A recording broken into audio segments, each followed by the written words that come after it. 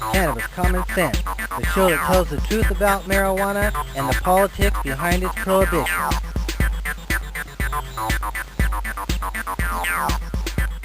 Hello and welcome. Another exciting edition of Cannabis Common Sense. We have another great end of the year for us. This is our last live show of the year, but we will have a couple tape shows over the next couple of weeks. But happy to have Dana Cannabis here back in the co-host chair. Welcome. Thank you. And over with his microphone and guitar is Mr. John Cornett. Don't forget my hat. Hey, Practicing. ho, ho, Oh, ho, yeah. Ho, ho, ho. Ho, ho, ho. Happy New Year. And happy Hey, holidays. hey, We got quite a bit of hemp news, and we'll be taking your phone calls here after that. But stand by as we bring on our infamous dancing cannabis leaves. I feel the force.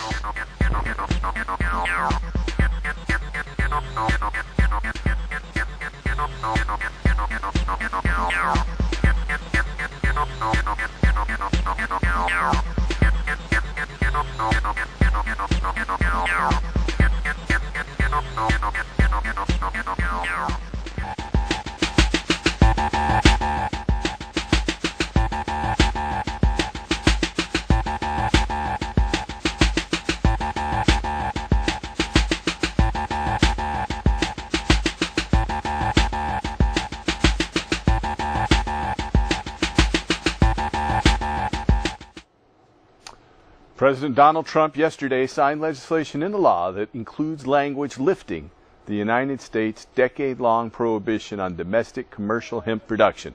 The provisions were included within the Agricultural Improvement Act of 2018, also known as the Farm Bill, which takes effect on January 1st, 2019, in about 10 short days. The significance of this law change should not be underemphasized. This law marks the first change in the federal classification of the cannabis plant since it was initially classified as a Schedule I controlled substance by Congress in 1970 in the first Controlled Substances Act, and paves the way for the first federally sanctioned commercial hemp grows since World War II. Language included in the 2014 version of the Farm Bill permitted states to license farmers to cultivate hemp as part of a university-sanctioned pilot program, but did not allow for the commercialization of the crop.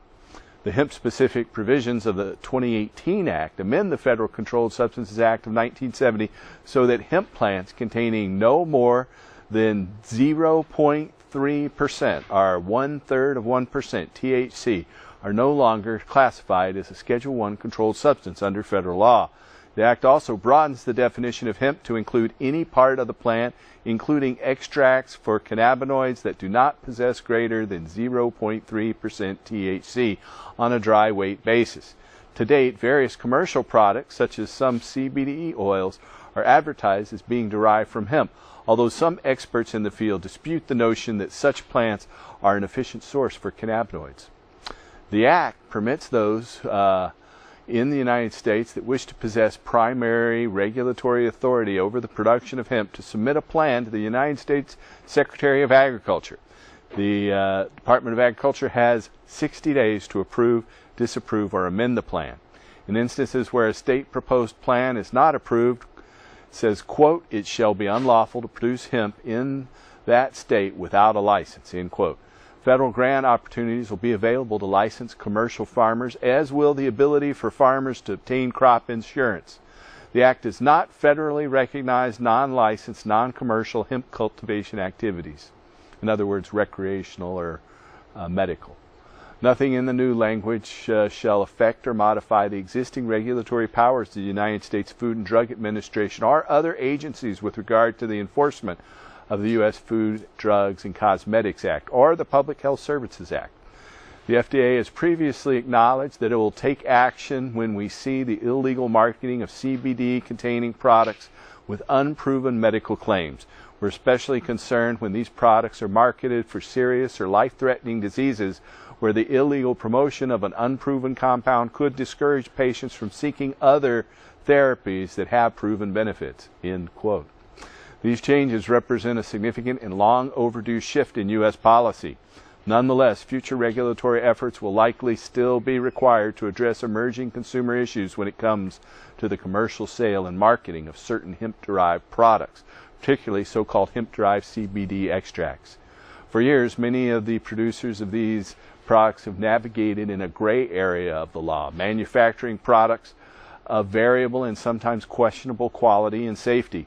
Now it's time for lawmakers to craft consistent benchmark studies and quality standards for hemp-derived CBD in order to increase satisfaction and confidence in these nascent industries' transition into a legal marketplace.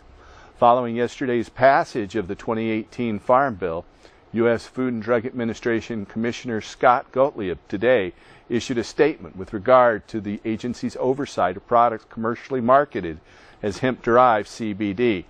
The FDA states, quote, "We're aware of the growing public interest in cannabis and cannabis-derived products, including cannabidiol CBD. This increasing public interest in these products makes it even more important, with the passage of this law, for the FDA to clarify its regulatory authority over these products.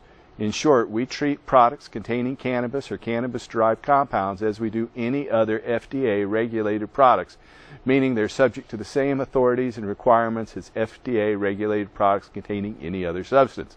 This is true regardless of the source of the substance, including whether the substance is derived from a plant that is classified as hemp under the Agricultural Improvement Act." End quote. The FDA maintains that nothing in the 2018 Farm Act overrides the authority of the agency to regulate products containing cannabis or cannabis-derived compounds under the Federal Food, Drug, and Cosmetic Act and Section 351 of the Public Health Services Act. It further states, quote, "Additionally, it's unlawful under the FD&C Act to introduce food containing added CBD or THC into interstate commerce, or to market CBD or THC products as or in dietary supplements, regardless of whether these substances are hemp-derived. We'll take enforcement action needed to protect public health against companies illegally selling cannabis and cannabis-derived products that can put consumers at risk and are being marketed in violation of the FDA's authorities. While products containing cannabis and cannabis-derived compounds remain subject to the FDA's authority and requirements, there are pathways available for those who seek to lawfully introduce these products into interstate commerce. The FDA will continue to take steps to make the pathways for the lawful marketing of these products more efficient." End quote. Our next story is also from our nation's capital. Senator Chuck Grassley from Iowa on Tuesday blocked lawmakers from considering an amendment on the floor of the United States Senate that sought to permanently remove the threat of federal intervention in states that regulate marijuana sales. The amendment offered by Colorado Republican Cory Gardner was largely identical to the Senate Bill 3032, the States Act, which creates an exemption under federal law for jurisdictions that legally regulate marijuana production and retail sales. Senator Gardner has stated that he has voted to pass the measure on the floor and that the President would sign the bill into law. To date, however, the measure has yet to receive either a debate or a vote by members of the Senate. Senator Grassley, who had previously bottled up this act in committee, quashed Senator Gardner's effort to attach the language to a broader sentencing reform bill, the First Step Act. Senator Grassley called the amendment a backdoor to legalization and said that its intent was inappropriate to consider in the context of a criminal justice reform bill. Senate members eventually passed the First Step Act, amending sentencing under federal law. House members followed suit on Thursday. The measure now awaits action from the President. As chairman of the Senate Judiciary Committee, Senator Grassley has refused to permit votes on any Senate bills pertaining to marijuana law reform. However, in November, he announced that he would be stepping down as committee chair. Well, that's good news. Right here in the Beaver State, in our capital, Salem, Oregon lawmakers will consider making it illegal for businesses to fire employees who flunk drug tests for using marijuana off the clock, reviving a workers' rights campaign that failed in the State House last year. The Salem Statesman Journal reports that a proposed bill would also change state law to protect job seekers who use substances like cannabis that are legal here. The proposal reflects a debate over whether Oregon workers should be forced to abstain from marijuana use, which is allowed under state law but remains federally illegal for fear of getting fired or losing employment offers. Senate Bill 301, which represented a previous attempt to loosen employment restrictions, failed in 2017. That bill generally dealt with discrimination against medical marijuana card holders who had tested positive for cannabis.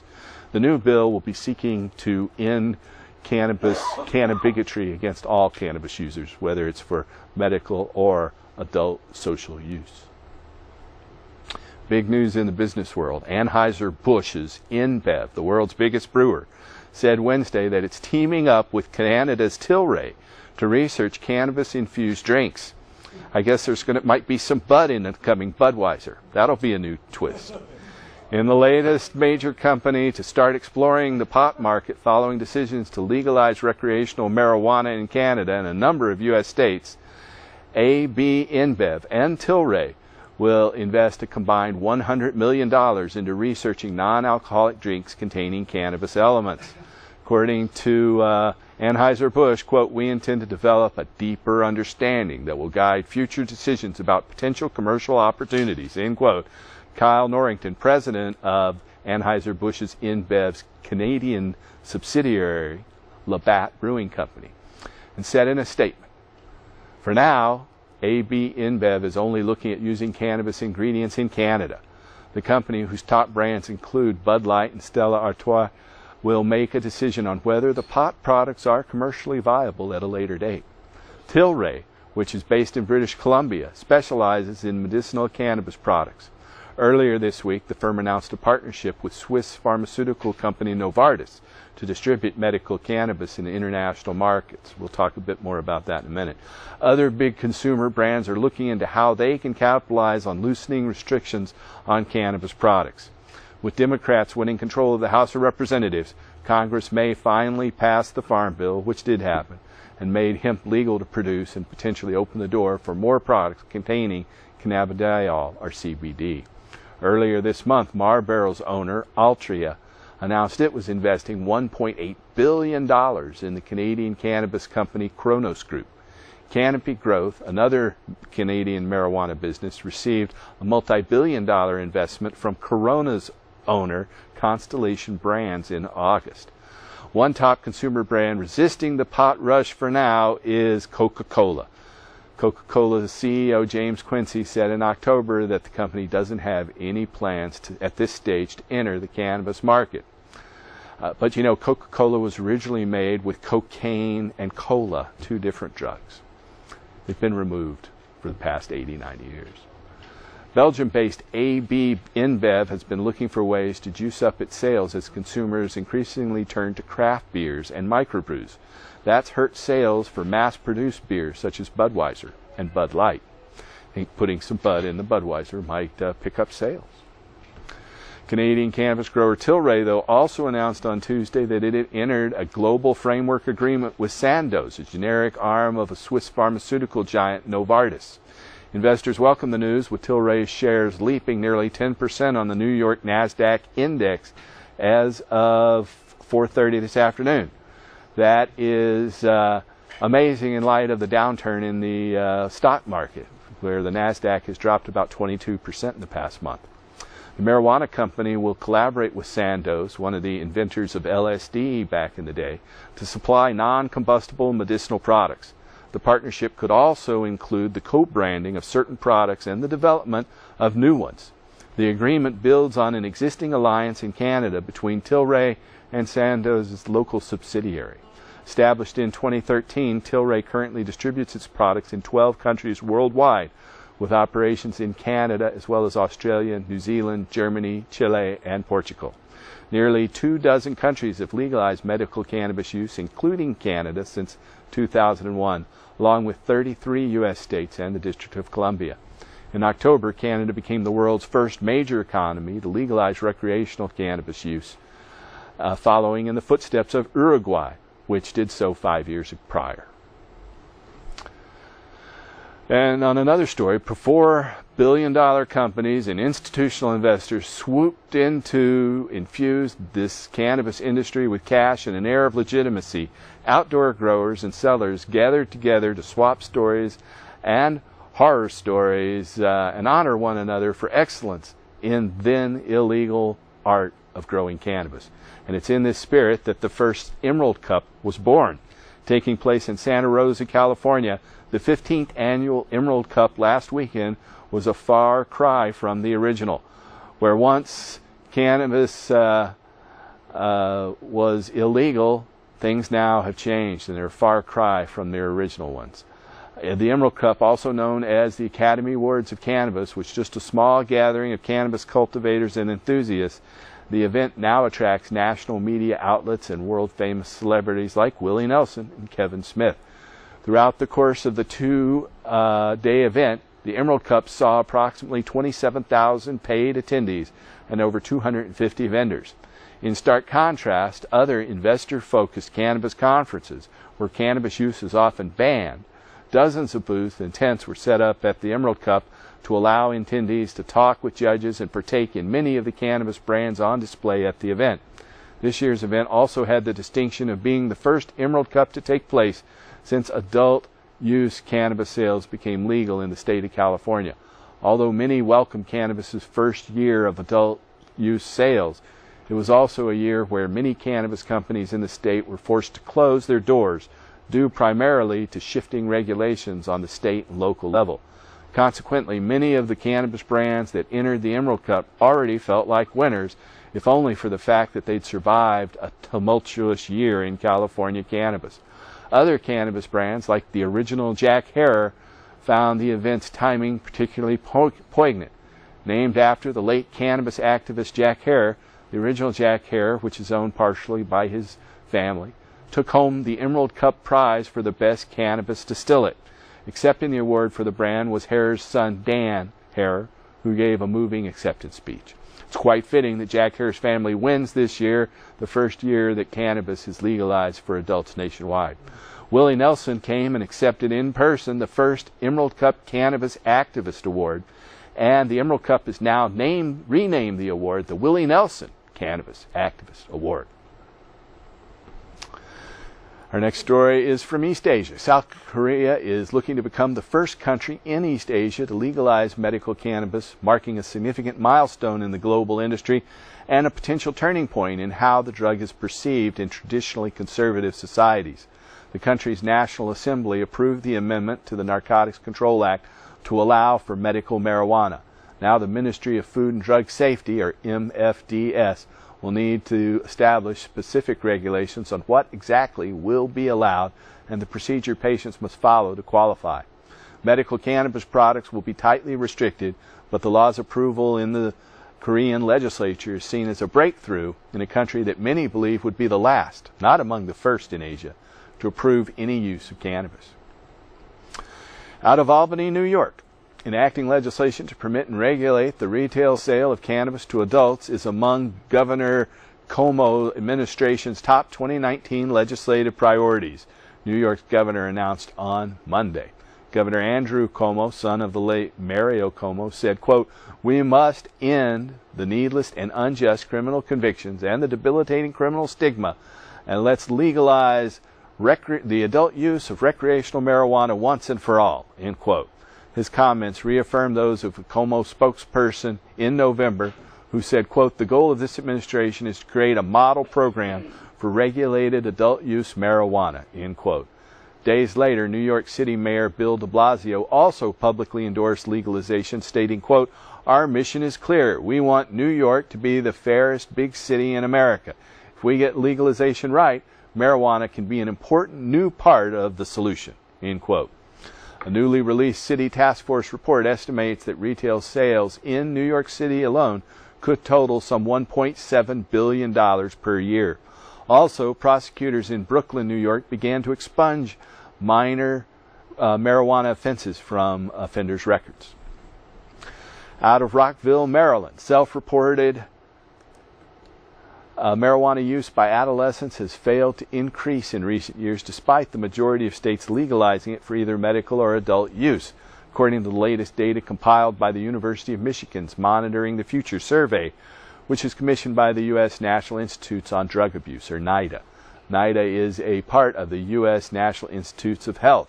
Summarizing the findings in a press release, the agency acknowledged, quote, rates of marijuana use by teens have been of great interest to researchers over the past decade, given major social and legislative shifts around the drug. It's now legal for adult recreational use in 10 states, plus the District of Columbia, and it's available medicinally in many more. Unfortunately, even teens' attitudes toward marijuana's harms continue to relax. They are not showing corresponding increases in marijuana use, end quote. Marijuana use prevalence by young people did not change significantly between 2017 and 2018, the survey reported. Between the years 2012 and 2018, both rates of lifetime marijuana use and rates of annual marijuana use by 8th, 10th, and 12th graders have declined. 10 states have enacted laws regulating adult marijuana use during this same time period, and several others have legalized medical cannabis. We have 33 states and the District of Columbia that are medical, and 10 states and the District of Columbia where adult use is allowed. Out of Melbourne, Australia, the use of cannabis, even long-term, is not associated with changes in the cortical surface of the brain, according to data published in the journal European Neuropsychopharmacology. A team of investigators from Australia and the Netherlands assessed the relationship between cannabis use and brain morphology in a cohort of 261 subjects, 141 cannabis users and 120 controls. The researchers reported no significant effects on cortical surface morphology that could be attributable to the subject's cannabis use, dependence, or age of initiation. The authors concluded, quote, our lack of finding in a well-powered study suggests that cortical surface morphology may be less associated with cannabis use than previously assumed. The findings are consistent with other recent brain imaging studies and are largely inconsistent with those of well-publicized 2014 study purporting that even casual cannabis exposure was linked to changes in the brain in young people. This study, Cortical Surface Morphology in Long-Term Cannabis Users, a multi-site MRI study, appears in European Neuropsychopharmacology. Out of Worcester, Massachusetts, habitual alcohol drinkers who also use cannabis are less likely and at less risk for alcoholic gastritis as compared to those who do not use the substance, according to data published in the journal Alcoholism, Clinical and Experimental Research. Alcoholic gastritis refers to inflammation or erosion of the stomach lining that is caused by excessive alcohol consumption. A team of investigators from the United States and Canada assessed the prevalence of alcoholic gastritis in a nationwide sample of heavy alcohol users who also consumed marijuana versus matched controls. They reported that the subjects who concurrently consumed cannabis possessed a 25% decreased probability of alcoholic gastritis. The authors wrote, quote, we reveal that risky alcohol drinking combined with cannabis use is associated with reduced prevalence of alcohol-associated gastritis in patients. End quote. The authors concluded, quote, given increased cannabis legislation globally, understanding if and how the specific ingredients in the cannabis plant extract can be used in the treatment of alcoholic gastritis is paramount. In this regard, further molecular mechanistic studies are needed to delineate the mechanisms of our novel findings, not only for alcoholic gastritis, but also for other gastritis caused by other causes. End quote.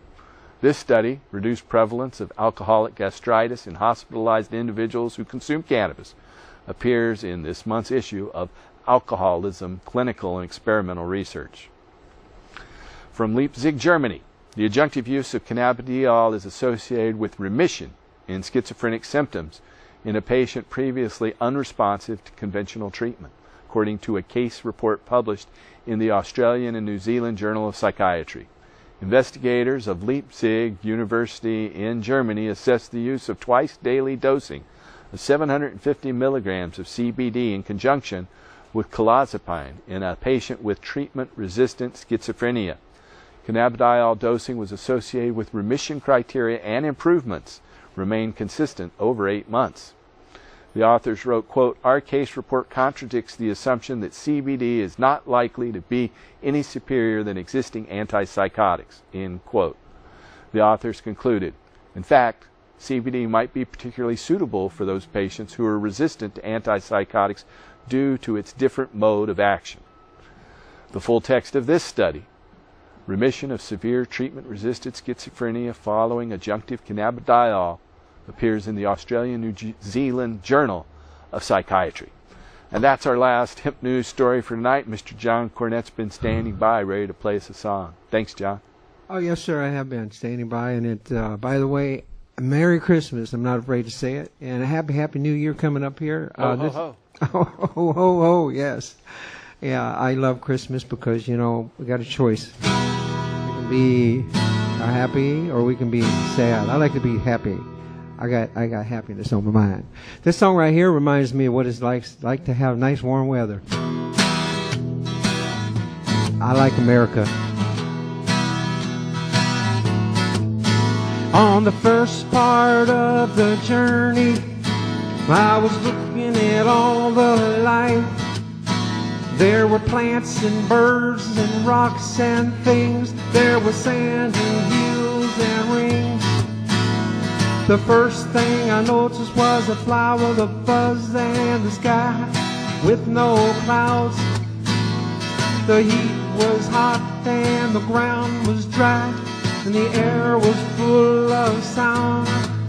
You know, I've been through the desert on a horse with no name. Felt good to be out of the rain. In the desert, you can't remember your name because there ain't no one for to give you no pain. La la la la la la la la la la la la la la la la la la. After 2 days in the desert sun, I was looking at a riverbed. After 3 days in the desert sun, my skin began to turn red. And the story they told of the river that flowed made me sad to think it was dead.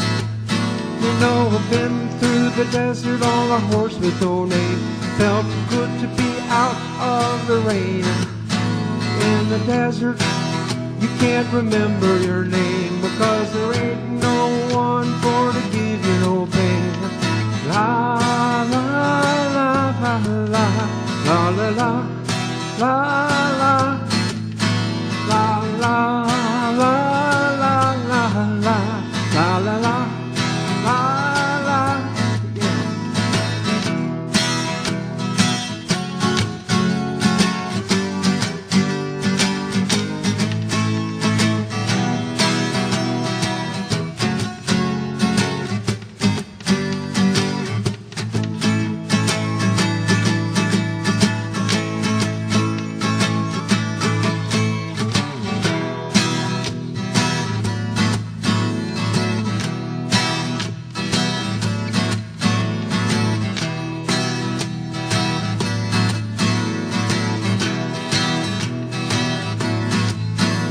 After 9 days, I let my horse run free because the desert had turned to a sea.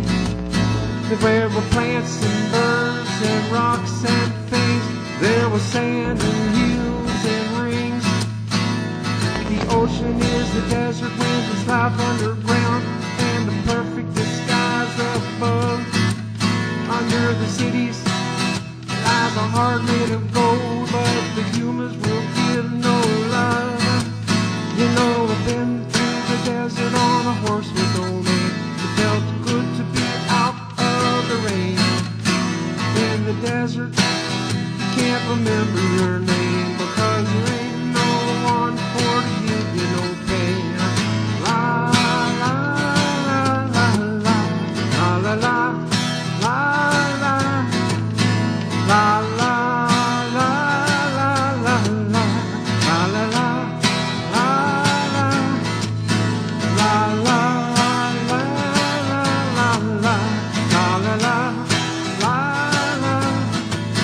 La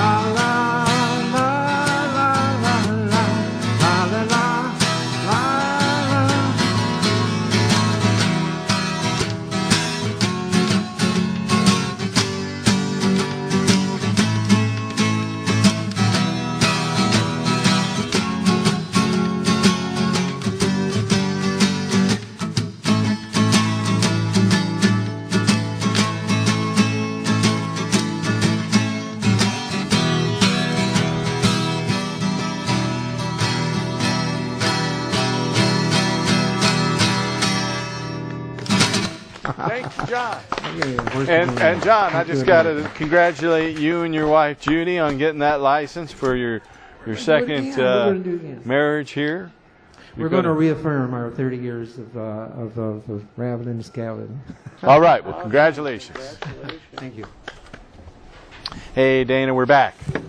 Hi, Paul. Thanks again for having me. Hey, well, thanks for volunteering on this show for 18 years or something like that, on and off here. A long time. So we were talking briefly while John was over there singing about this development with Budweiser. What was it you were saying? I'm fascinated. I'm not surprised because, you know, as soon as the legalization thing starts to level out, everybody that wants to make money wants to jump on the ground floor we know bandwagon. it's going to grow. Right. You know, this is a growing sector of the economy as we move from the illegal market to the legal one. Oh, and we're going to be impressed with all the new things we see. I've often thought about putting tried Bud in Budweiser. You know, a long time ago, my friend Ed Rosenthal wrote a book called High Test Brew about how to make, this was back in the 70s, how to make beer and cannabis-derived drinks, because alcohol extracts cannabis. Right. So Cannabis infused.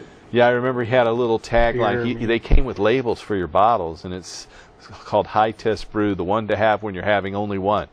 That was the slogan that Ed Rosenthal put on there. But, you know, Budweiser and these large alcohol companies were some of the primary financial backers of the DARE program, and they fought legalization tooth and nail as recently as this year. So it doesn't surprise me to see them in there trying to, you know, leech off us some more. They've been parasites so long. They've got to keep their parasitic feeding going, I guess. In some cases, it seems like only hours later, and they're jumping on the band. So, okay, let's make money off it bandwagon. You know, we are live here Friday night. Happy solstice and happy holidays. It's the longest night of the year as we are recording this, December 21st, 2018, and it's our last live show of the year. If you want to call in and ask us questions, that number there on your screen is the one to call, 503-288-4442. We are standing by to take your phone call if you have any questions for us concerning adult use marijuana, medical marijuana, industrial hemp, or anything along those lines. That's what we're here to talk about, so you can call us at 503-288-4442. I think this is show 968. The 968th show I have done since October of 1996. This has been a live weekly show about marijuana. I think maybe we're the longest running show here in this Portland open signal community. The name of this area has changed several times over the year. It used to be Portland Cable Access, and then Portland Community Media, and now it's Open Signal. So yeah, it's hard to figure out where they get the new names from, but well, we know it can't be cable anymore because we've got fiber optics and all of that. But you know, Tilray, this BC, British Columbia based company, announced this big deal, $100 million with Anheuser-Busch, and another huge deal with Sandoz, the pharmaceutical company.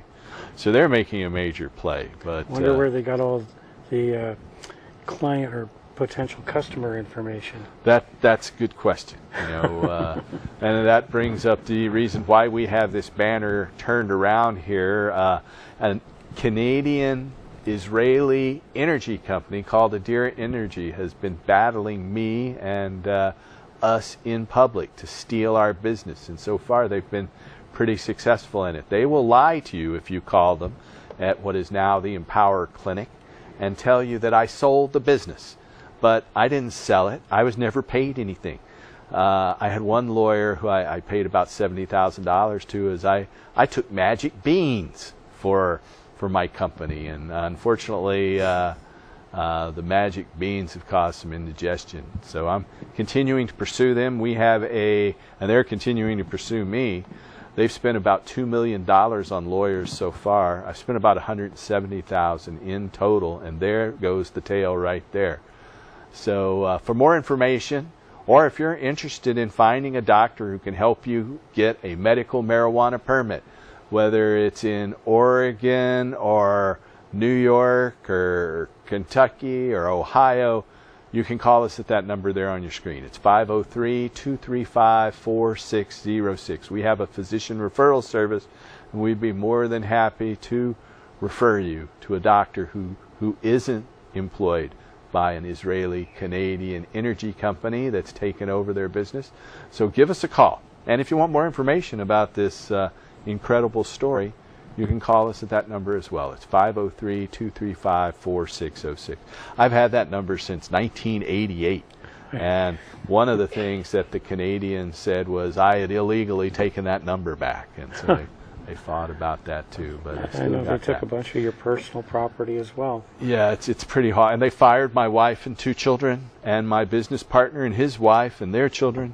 And so far, out of like 90 employees, only 2 of them are left after about 2.5 years. But we're going to court with a jury of our peers in March, inshallah, God willing.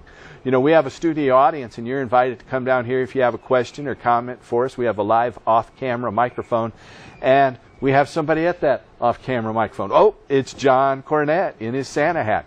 But go ahead, John. Well, I'm not trying to hog the No, the you're venue fine. here, Go but ahead. I think You got a it's question really, for us. I think it's really, really important. What day is that trial, Paul?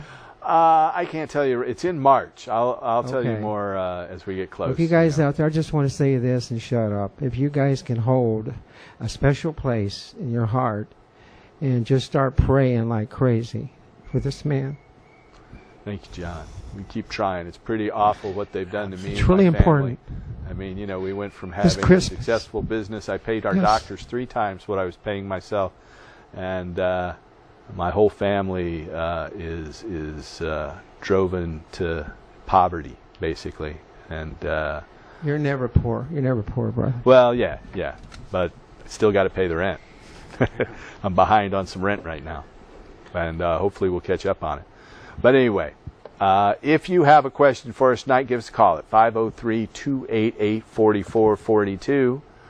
Anything else you want to talk about real quick here? Well, before we go to our Jorge Cervantes video?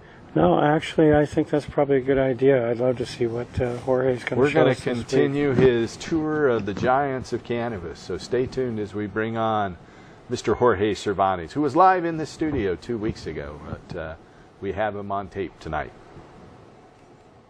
Of Blue Dream. Looks like it's about 10 days from harvest. And you know, this bud is just beautiful. My hands are glistening. The sun is so sticky.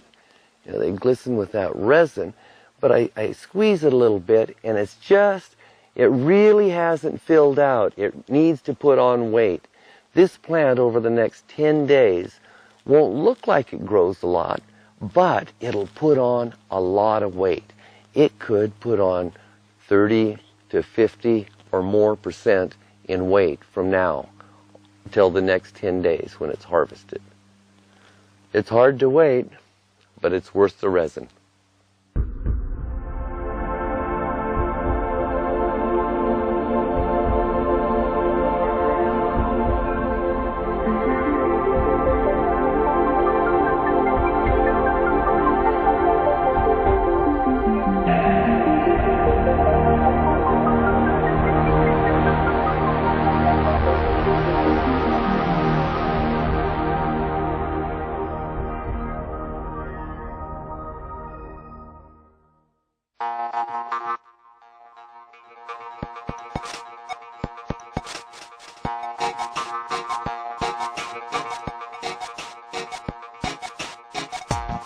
Well, I'd say our tour is off to an inspiring start. Some of those plants were the biggest I've ever seen. It's hard to believe it's only Nomad's second crop. If he can grow big plants like that, so can you. Let's head further north to Humboldt County, where we'll explore some more double-digit giants.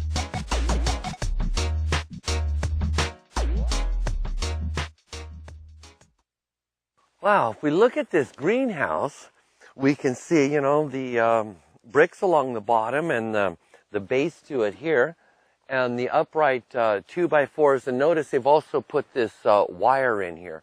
run it through, and it's a cross member. It makes it a lot more stable, you know, all that engineering stuff. But this cable is super important. That's why it's still standing after a few years. Also, early in the season, they covered it with plastic.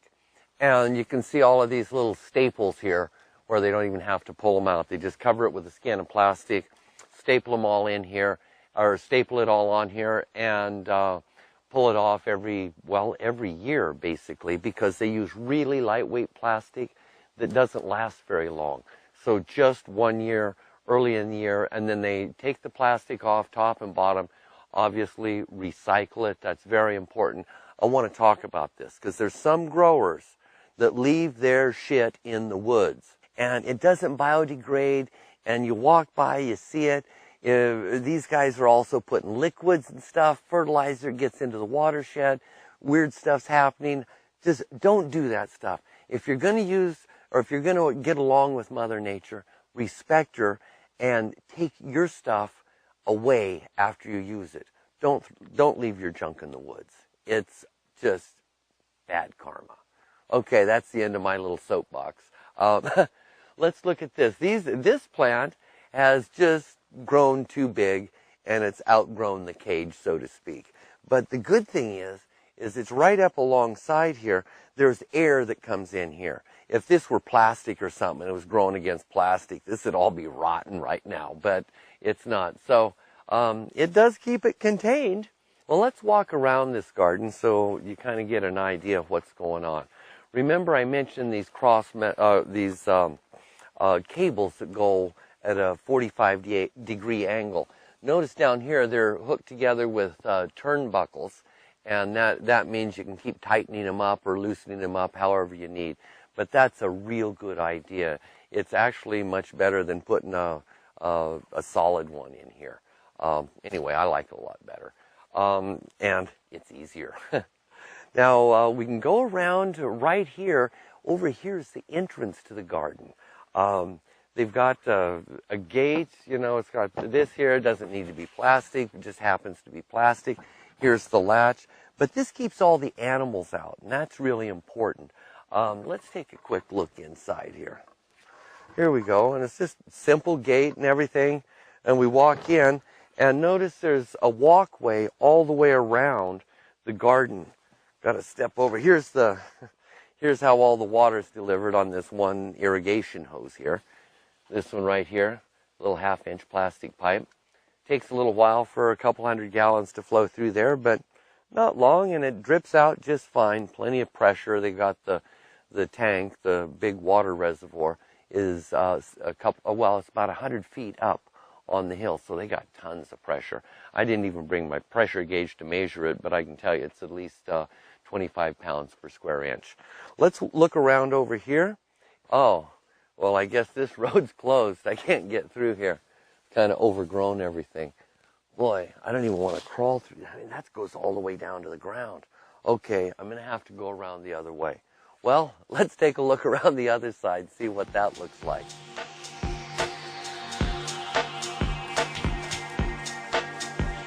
Wow. Look at this thing. This pathway. I mean, it's just almost can't get through here. Okay, we're all the way around to the front of the garden. Oh, here we go. Well, they put on this little addition out here and put in 5 great big, looks like 50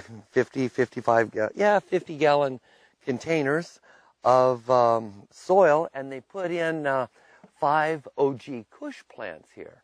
And, you know, OG Kush comes out of the ground earlier, so obviously they're already harvested. You can see the stalks and everything. But one of the things that happened here, see, these pots are black, and when the sun comes over and hits them full on, well, they cook. They get hot as hell, literally. So what the grower has to do is, what they generally do here in this area, is they put burlap around on the outside. And that burlap, what happens is the sun hits it, and it doesn't heat up the rest of the pot. Because after just, 30 minutes or something, these pots they'll be up to 120 degrees, you know, and it cooks about the first 2-3 inches of soil on the outside, and let me tell you, that'll stunt your plants. So you want to make sure and keep these babies cool. Let's take a look around further here. We're just about at the end of this. Okay. Walk down this path, barely get through. Well, I wonder what's, oh boy, I forgot about this. Look at this. I just can't. Okay, well that's Jorge touring the giants of California there. There's some pretty impressive plants. They were. A couple of those, that first garden looked phenomenal, didn't it? Yeah, like no 20-foot kidding. plants or something. Yeah. You know, just this week we saw the Senate and House pass and the President signed the new Farm Act, which allows industrial hemp, you know. And so here we have some hemp products that we keep out here every week. We call this our hemp flame of freedom. This is hemp seed oil burning a hemp wick made from this hemp over here. Here's our next wick in early, I think January 11th, our next live show. So we'll be making that into the wick then. Here's a little bit of hemp oil in here. Here, this is hempcrete. It's hemp fiber with powdered limestone, also called quicklime, and it makes a product that is lighter and stronger than concrete. And so what we need to see with this farm bill, with hemp legalization, you know, they've legalized ultra-low THC cannabis. And it produces about half as much fiber and 1/15 to 1/20th as much seed oil and protein as high THC cannabis. And that still makes it, by far, a very, very productive cannabis variety. But we want to see hemp allowed without regard to its THC content, but with regard to the varieties that make the most fuel, the most plastic, the most food, and the most fiber. THC shouldn't be a consideration. The THC actually protects the seeds, and that's why the plant puts that there, to protect the seeds. And you get bigger, fatter, healthier, and much more productive seeds that produce 15 times more seed, oil, and protein than this low THC hemp. And so that's the real solution. This whole THC argument, the drug argument, is a smokescreen to protect the petrochemical, pharmaceutical, military, industrial, transnational, corporate elite, fascist sons of a bitches who gave us marijuana prohibition. Now, you know, I learned that phrase from a friend of mine, the late, great Gatewood Galbraith. And Gatewood, unfortunately, is not here today to celebrate with us. He passed away back in January of 2012. And there are a number of other people that have not lived to see marijuana legalization. Our friend Jack Hare, our friends Dr. Todd McCormick. There are countless untold millions of people who've been impacted by this marijuana prohibition. We have another video now. This is from a 1989 video called The 90s. And we've shown some excerpts from this with Chris Conrad and with Gatewood Galbraith. Here are a couple more clips. First with Chris Conrad playing Johnny Hempseed with the tricorner hat, and then Gatewood Galbraith talking about hemp and cannabis. So stay tuned as we run these video clips. Thanks. You get to these smaller ones here, you get into this area, you're looking at something you can make even a lace out of. That fine of a fabric. Like I said, they said you couldn't tell the flax from the hemp, and right now they're making blends of hemp and silk that are supposedly as good as silk. You get a little bit of the fiber here to see how this all works. It comes apart. And in the middle here is the soft stuff. This is the pulp. If you're going to make paper, this is what you want. This part in the middle here. If you're going to make fabric, you want this part, okay? Now, if you're going to do paper, you also want a lot of pulp. And so this is the kind of a stem you're looking for, something nice and thick. The branches are spread out a little bit more so. The stem is nice and solid. You just want as much mass as you can get, especially if you want to go into the energy thing, which is if you want to do biomass, this is a way of replacing fossil fuel by using organically grown substances. It solves a number of problems. It reduces the amount of sulfur because there's no sulfur in these plants. So you won't get sulfur dioxide, meaning you won't get sulfuric acid, and you don't get acid rain. Okay. The other thing about it is that when the plant is growing, it's constantly, through photosynthesis, it's taking carbon dioxide out of the atmosphere and replacing it with free oxygen. So that if you use this and that process, you can make it into charcoal, will burn the same as coal but without any sulfur in it. You can make gasoline out of this. You can make electricity from the coal that you've just burned. You can make methanol from this. You can make methane gas out of it. You can crush the seeds if you get oil and use that as a seed oil, you can. There's no other plant that can produce as wide of a variety of locations, as much of a mass as this plant, and that's what it comes down to when it comes to biomass. It's the mass of the plant, the cellulose, that's being converted into energy in a much cleaner format than what we have here with fossil fuels. And so, like I say, so you want some nice, thick, solid plant that's going to put out a fair amount of branches, but nice, solid, big mass. In the 1850s or so, petroleum was a nuisance. Right now, the petrochemical and the pharmaceutical companies control this country. They control Congress. They control the economy. But 140 years ago, that was not the case. Petroleum was a nuisance. They were after salt water and brine and other minerals when they came across petroleum.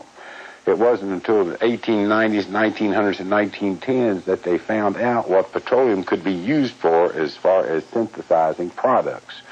That they then found out they could make fiber out of it, they could make medicine out of it, they could make all kinds of fuel out of it.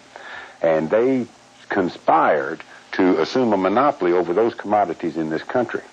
And looking around, they realized what it took me 18 years to realize, that the greatest competitive product, that the most petroleum-like substance that could be produced from the natural cycle of things was hemp. Hemp is petroleum. Everything you make out of petroleum, you can make out of hemp, including cellophane, plastics, TNT, explosives, motor oil, fuel, cloth, medicine, food. Hemp is the most beneficial plant that mankind has ever domesticated on this globe. And the petrochemical industries took advantage of the flood of New Deal legislation in 1936 and 7, when government and business struck a new deal, leaving people and the citizen out of the negotiations. Government and business struck a new deal whereby the industries and corporations wrote the regulations that were to govern them under this new deal, which was in fact a controlled economy. A controlled economy in response to the Depression and anticipation of World War II, which they knew they were going to get into. That all this New Deal legislation came about where all these regulations were written to regulate all these industries, but they were written by those very industry executives. And what those regulations did, in effect, was to give the monopolies to the large industries, specifically the petrochemical industries in this country. For instance, it is no coincidence that in 1937, hemp was outlawed and nylon was patented. The true, real battle going on today had its inception formally in the 1937 New Deal legislation. And what it comes down to is a present-day battle, not between the cops and the robbers, not between communism and free enterprise, not between black and white, not between Muslim and Christian. The real, true battle today and on this planet is the natural cycle versus the synthetic cycle of things. Between the softest drugs, like marijuana, you know, not like really like alcohol or tobacco. Like marijuana, it's more benign than all the tobacco and alcohol put together. But the Mormons, and I respect the Mormons, they don't believe in alcohol, but there's no total prohibition. You can walk into a government store and you can buy alcohol. So that's an excerpt from a PBS series called The 90s that came out in the late 80s when the 90s were still in the future. And so that last fellow there was Tony Serra, a California defense attorney. Before that it was another attorney from Kentucky, Gatewood Galbraith.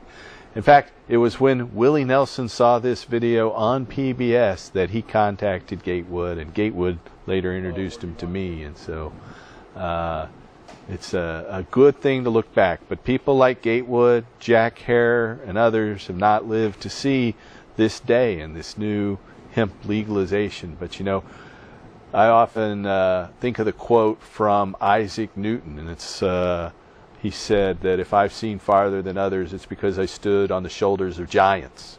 Well, in the hemp world, those were a couple of giants right there. So we're standing on their shoulders, and they didn't get to see the promised land, but we are living in it. And there's more to do. We've got to loosen the regulations around cannabis for adult use, loosen the regulations around hemp, and that's our goal here.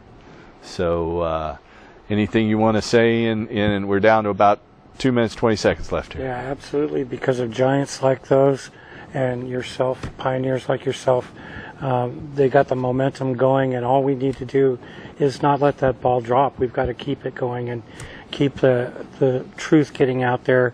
The support is just falling our way. So, and it's critical for life on this planet that we quit pumping petrochemical poisons into our atmosphere and our rivers, that we quit cutting down our forests and our planet's lungs, and we can use hemp instead, and we can use the residue from pressing fuel from the seeds as food and wipe out world hunger. So only 100% natural, 100% usable textile product on the earth.